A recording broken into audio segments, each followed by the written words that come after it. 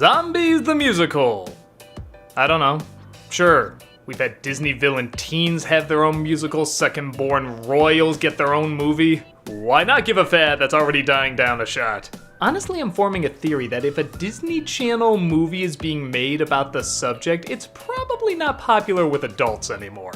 People sent me the trailers to this, and like them, I thought this looked awful.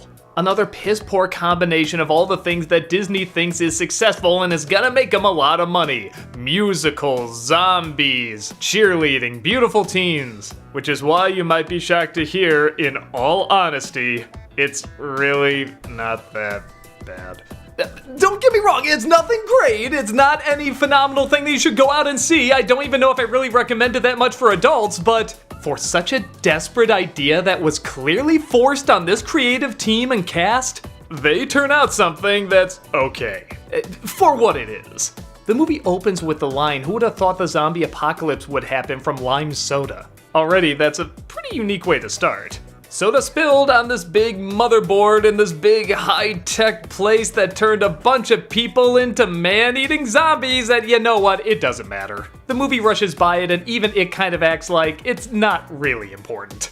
What is important is zombies are apparently like regular people now, for the most part. They still have a hunger for brains and stuff like that, but there's this little, I don't know, bracelet that keeps them under control unless you hack it, allowing a little bit more of their zombie powers to take hold. It's weird, but I thought that was gonna be the least of the problems. Once you see our main characters, Zed, a zombie who wants to join the football team, and Addison, a girl who was born with white hair, so she has to wear a wig so nobody would be like, oh my god, she has white hair, and yeah, of course, she wants to be on the cheerleading team, address the camera and tell them how excited they are that zombies are finally gonna be allowed in school, but who knows if they're gonna fit in? God, I was ready to despise this. But as soon as they walk outside and you see all the people are wearing these blue and pink pastels and all the zombies are in this really crummy but colorful neighborhood and they're right next to each other like a cartoon, I got the feeling this movie was a little self-aware. When they get to school, they see the lead cheerleader named Bucky is obsessed with being number one because quite frankly, their football team is terrible. They're so bad, their mascot is a shrimp.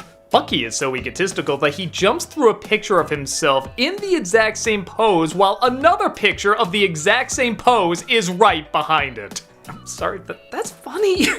Zombies, as you'd expect, are not very welcomed in the high school. In fact, they put all of them in the basement and have another zombie teach them. Do some grammar. This is supposed to be chemistry. Look, 45 minutes ago, I was a janitor kid, so.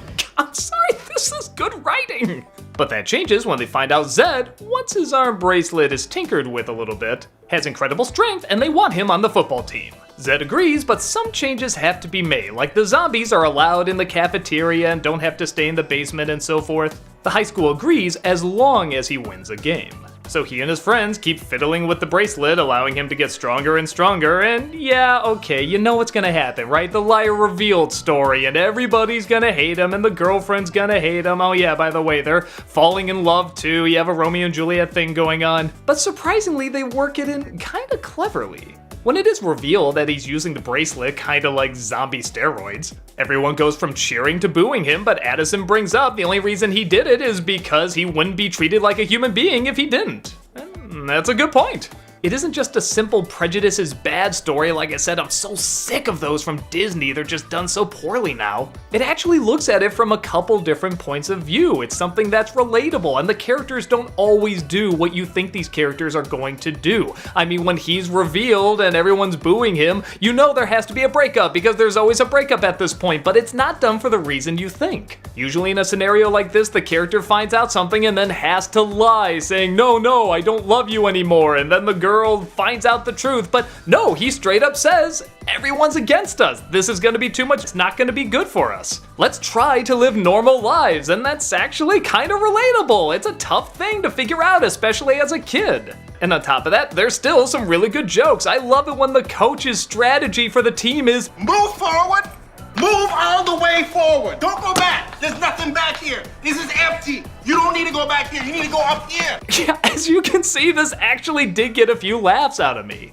Now, with that said, it still isn't anything that fantastic. I mean, it is still a Disney property trying to combine all these popular things, and it shows. There's obvious phrases that hammer in the message like, well, one person can't make a difference. What if we all try to make a difference? Yeah, they're talking about cheerleading, but you know what they're talking about.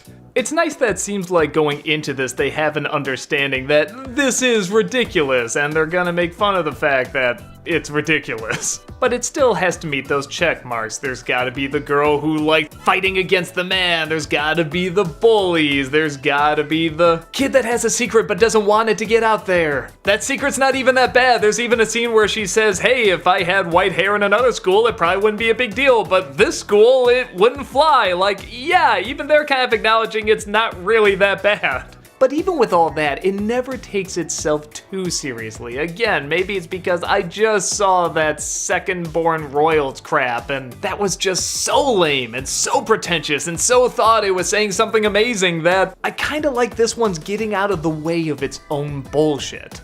When characters are mean, they're mean in a fun way.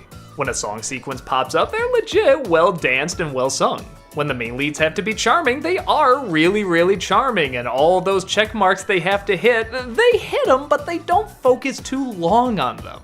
I'd say if you're kind of in that tween age or younger, maybe high school if you're in kind of a silly mood, you'll probably enjoy this fine.